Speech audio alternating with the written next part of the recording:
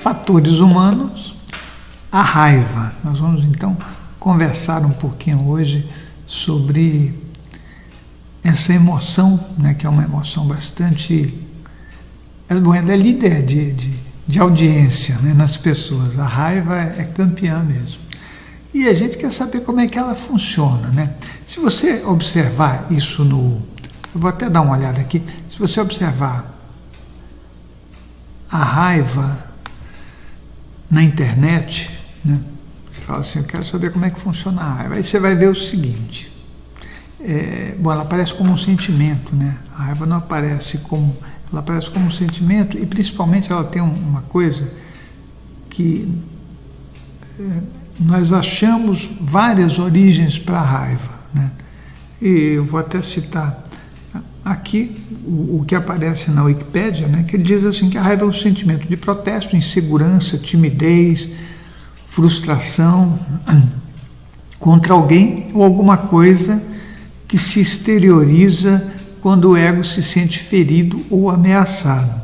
Eu acho que o nosso principal problema é o nosso ego, né? Mas tudo bem, né? Ela vai aparecer com diversas origens, né? Desejo de vingança, inveja, o próprio ego, depois até aparece como instinto de superioridade. Bom, eu vejo a raiva como a resposta para uma expectativa não cumprida. Entendeu? Então essa expectativa ela pode ser aparecer de várias formas, né?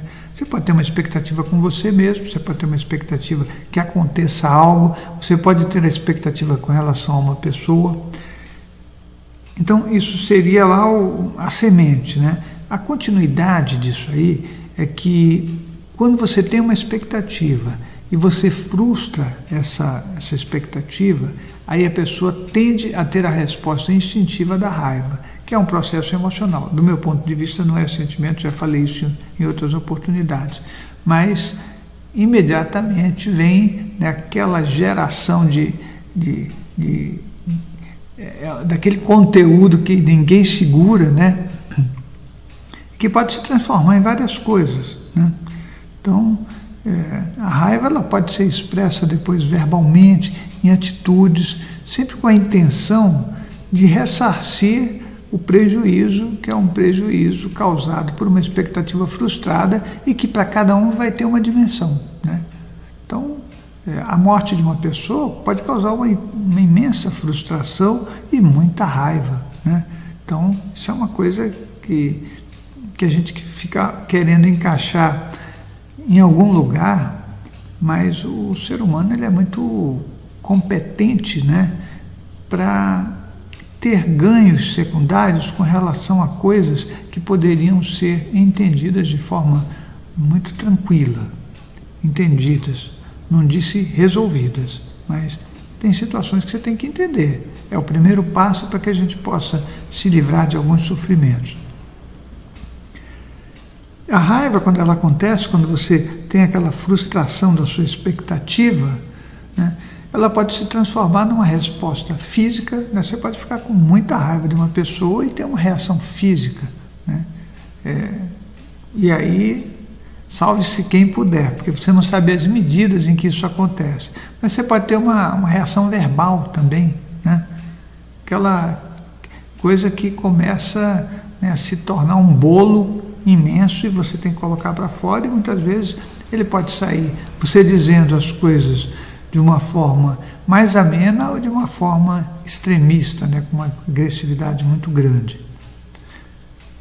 Isso, numa situação em que a pessoa tem um contexto agressivo e ela consegue exteriorizar, isso pode acontecer assim, né?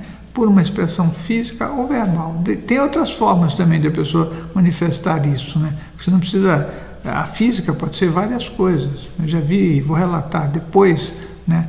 Porque a raiva ela é uma coisa bem complexa em cada um de nós, né? Mas tem gente que fica com a raiva guardada e transforma aquilo num bolo, né? Pode transformar numa doença, por exemplo, né? A sua raiva pode ser a grande fábrica de fabricação, né, desculpa, a grande fábrica de produção de doenças, que a gente consegue fazer isso, né? Nós fazemos as nossas doenças físicas. Primeiro nós fazemos as nossas doenças emocionais e depois as físicas. Mas tudo começa com numa situação mais simples, né? O ser humano tem respostas muito fortes para coisas que não precisaria. Então, isso pode ser transformado, né? Sabe aquela coisa, dependendo da característica, se ela é mais agressiva ou mais passiva, ela pode passar por vários processos, né? Por exemplo, vingança. Vingança é uma resposta de raiva, que ela tem uma intensidade.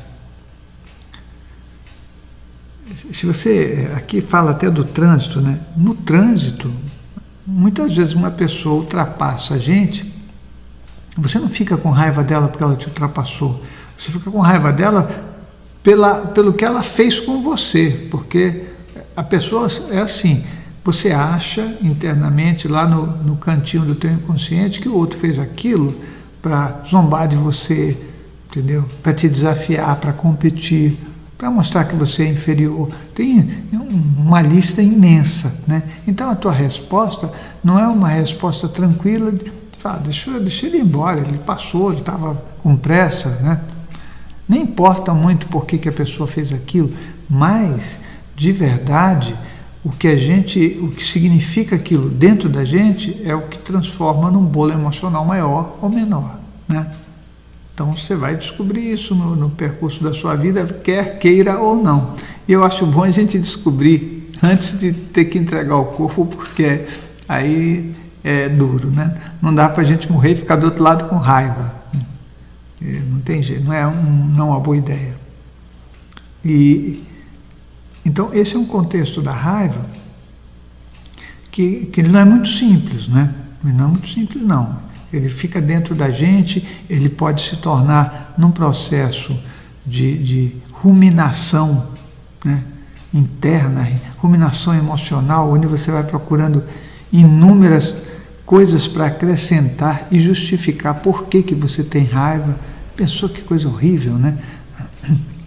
Até numa situação mais simples da vida, né, que está cheio de situações simples, a pessoa às vezes consegue fazer algo que você não conseguiu, e a culpa de ela ter conseguido, né, de ela ser tão má que ela conseguiu e você não conseguiu, você vai transformar aquilo numa raiva que é um revide, que pode ser um revide consciente ou um revide inconsciente.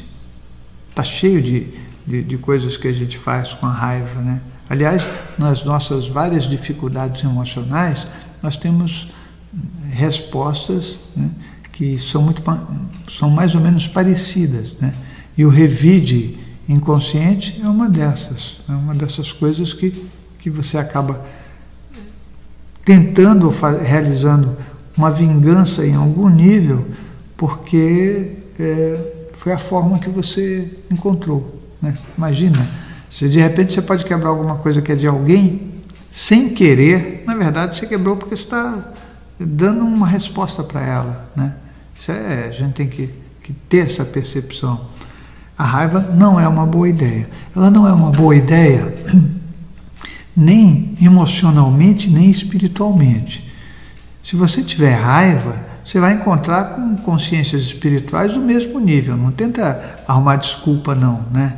E é assim, quando a gente tem um conteúdo de raiva, esse conteúdo de raiva ele é um problema sério, né? As consciências que vão estar perto de você, elas são consciências que também têm raiva. Não dá para você ter suas dificuldades emocionais e quem está perto de você é maravilhoso e bonzinho, né?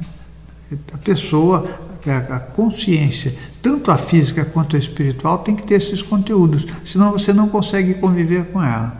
A gente só consegue conviver com as pessoas que têm processos emocionais disfuncionais na euforia, né? Aí dá, né? Quando você está numa alegria muito grande ou quando você está numa tristeza, né? Numa infelicidade, aí você consegue conviver, porque são momentos de euforia, né? Ou para cima ou para baixo. Mas para conviver com o outro, de verdade, a gente tem essa sintonia da mesma coisa. É bom pensar isso, né? É bom pensar nisso. Eu acredito que um item importante na nossa vida é que a gente entenda o que nós somos, sem medo, mas não é só ouvir e ficar repetindo, que nem tem gente que tem a característica do disco rachado, né? do disco riscado. Você ouve e repete, mas você nunca pensa sobre aquilo para usar aquilo de verdade para crescer, para ser melhor, né?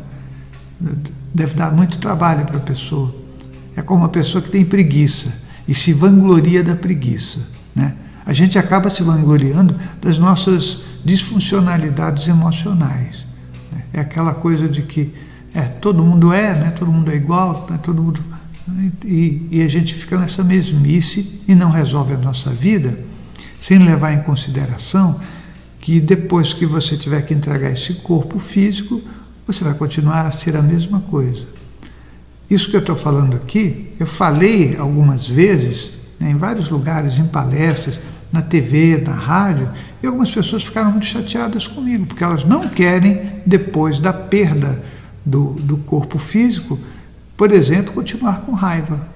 Porque eu não vou ter raiva depois que eu morrer, né? Depois que eu morrer, eu vou para o reino dos céus, eu peço perdão e fica tudo resolvido. Não funciona desse jeito, não.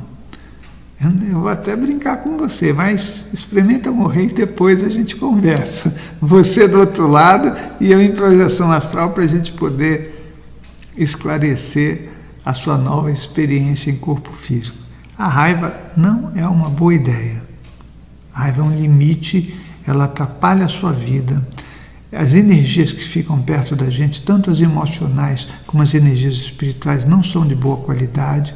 Se você é uma pessoa que pratica imposição de mãos, é uma boa ideia que você pense sobre isso, porque a gente exterioriza a energia do que a gente é, ou mesmo processa e codifica a energia do que a gente é, né? Então, para a gente entender melhor sobre a nossa vida, a nossa realidade e o caminho que a gente pode fazer, que de repente pode se tornar muito bom. Mas eu vou continuar falando sobre a raiva. Hoje foi o primeiro momento que eu estou falando sobre esse assunto, né? Dei uma visão geral, porque é uma boa ideia a gente ter esclarecimento para poder resolver as nossas questões emocionais, porque daí a gente resolve as nossas questões espirituais, a nossa relação com a gente, a nossa relação com as pessoas e o mundo. Tá certo? Então é isso aí. A gente vai se encontrar para continuar falando sobre raiva, né, que são fatores humanos, e o nosso site é o www.centrodeestudos.org, tá bom? Então a gente se encontra no próximo Fatores Humanos.